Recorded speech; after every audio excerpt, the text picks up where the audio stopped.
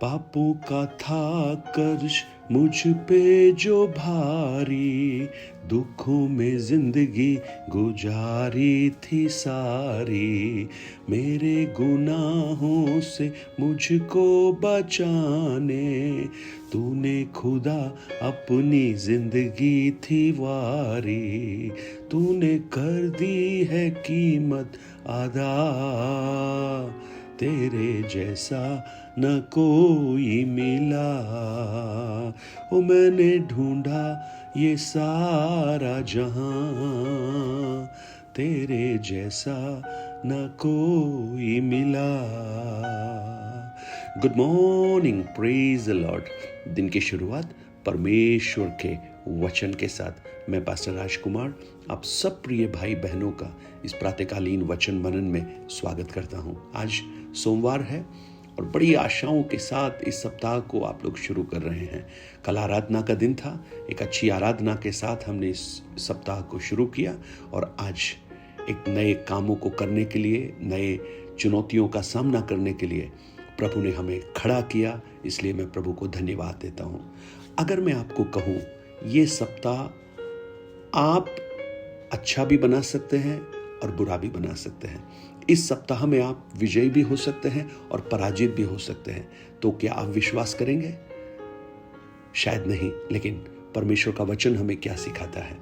नीति वचन की पुस्तक 18 अध्याय उसके 21 वचन को जब आप पढ़ेंगे, वहां पर लिखा है, जीभ के वश में मृत्यु और जीवन दोनों होते हैं, और जो उसे काम में लाना जानता है वो उसका फल भोगता है।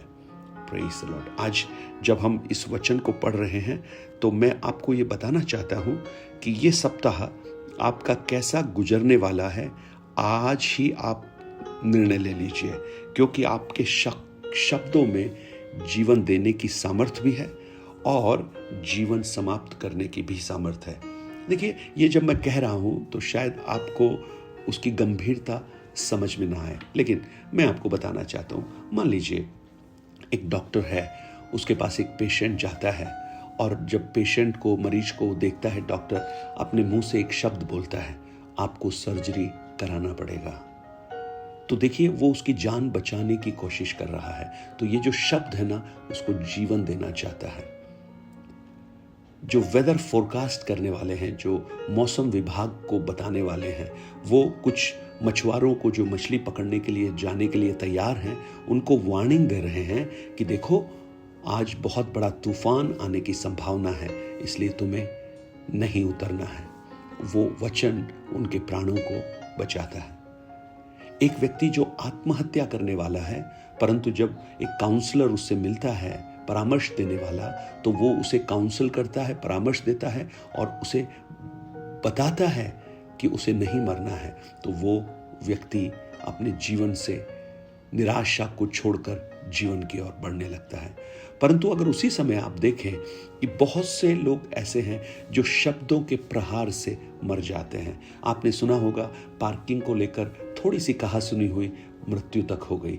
छोटी छोटी बातों के लिए, यानी ये जो शब्द है ना, ये ताकत रखते हैं प्रियो, ये ताकत रखते हैं। और अगर आप स्पिरिचुअली देखेंगे, आत्मिक रूप से देखेंगे, तो प्रभु यीशु मत्ती रचित सुसमाचार उसके 12 अध्याय उसके 35 वचन को जब पढ़ेंगे, वहां पर एक खास बात वो हमें बताना चाहता है और वो ये कह रहा है, भला मनुष्य मन के भले भंडार से भली बातें निकालता है और बुरा मनुष्य बुरे भंडार से बुरी बातें निकालता है। यानी good man bring good things out of the good store and evil man bring evil things out of evil store. Isaiah नबी की पुस्तक उसके 59 अध्याय को अगर आप पढ़ेंगे, वहां पर आयशिया भी कुछ हमें बताने की कोशिश कर रहा है।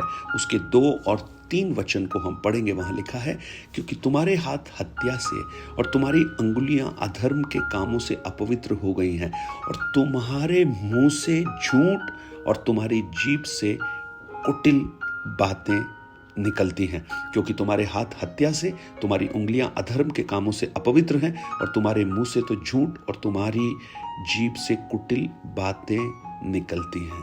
Praise the Lord. देखिए, कुटिल बातें, जीभ से कुटिल बातें हैं।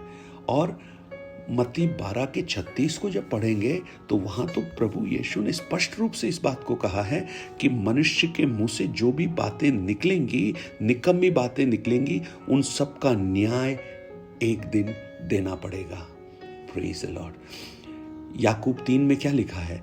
जीभ एक छोटा सा अंग है, परंतु बहुत बड़े वन में आग लगा सकता है, यानी बर्बाद कर सकता है। परंतु नीति वचन 18:21 में यह भी लिखा है कि जीभ के वश में जीवन है और मृत्यु भी है।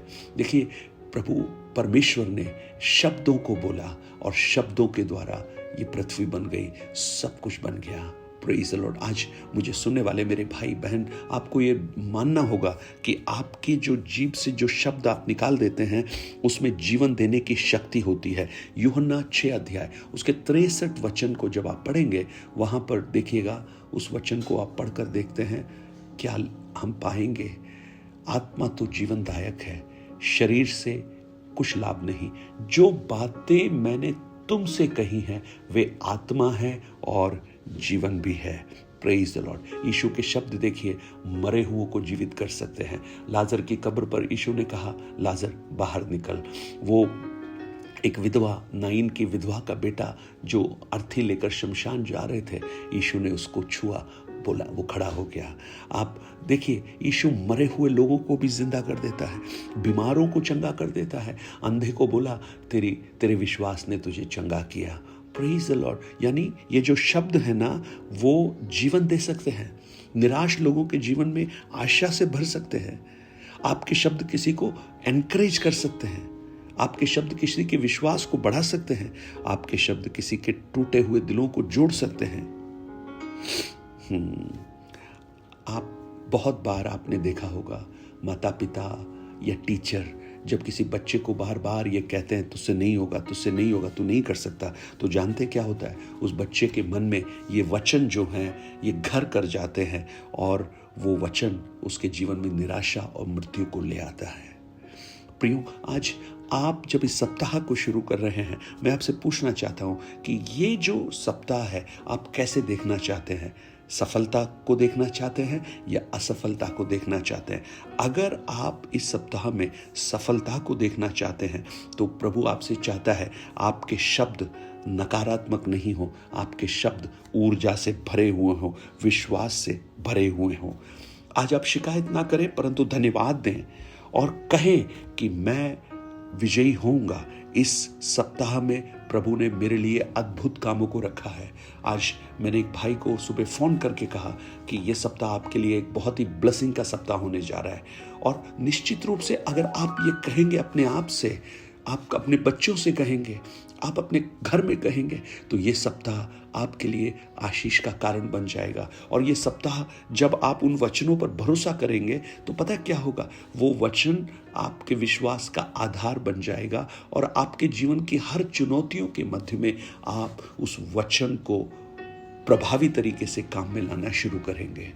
आज मुझे सुनने वाले मेरे भाई बहन, एक शब्द सूखी हड्डियों में प्राण ला सकता है, लेकिन एक निराशा का शब्द अच्छे खासे इंसान के जीवन में निराशा को घर कर सकता है। आप क्या इस्तेमाल करेंगे?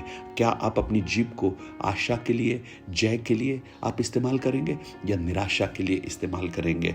नीति वचन 15 अध्याय उसके 4 वचन में ज्ञानियों का ज्ञानी सलोमोन ज्ञान के बारे में कहते हुए नीति वचन 15 अध्याय के 4 वचन में क्या लिखता है? शांति देने वाला बात जीवन वृक्ष है, परंतु उलटफेर की बात से आत्मा दुखित होती है। आज घरों में देखिए, छोटी छोटी निराशा की बातें, उल्टी पुल्टी बातें घर की शांति को भंग कर देती हैं, बच्चों के जीवन को तबाह कर देती है, एक एम्प्लॉय के जीवन को निराशा से भर देती है। लेकिन आपके शब्द मनोहर शब्द बन जाएं, आपके शब्द जीवनदायक शब्द बन जाएं, आपके शब्द ऊर्जावान शब्द बन जाएं, आपके शब्द विजय के शब्द बन जाएं। और जब आप ऐसे शब्दों के साथ इस सप्ताह की शुरुआत करेंगे, आप पाएंगे जब ये सप्ताह आगे बढ़ेगा, चुनौतियां आएंगी, कठिनाइयां आएंगी, लेकिन आपके शब्दों की ताकत उन पर जय पाते हुए आप आगे बढ़ेंगे, क्योंकि ये शब्द आप उस विश्वास के साथ बोल रहे हैं जो आपने प्रभु पर रखा है।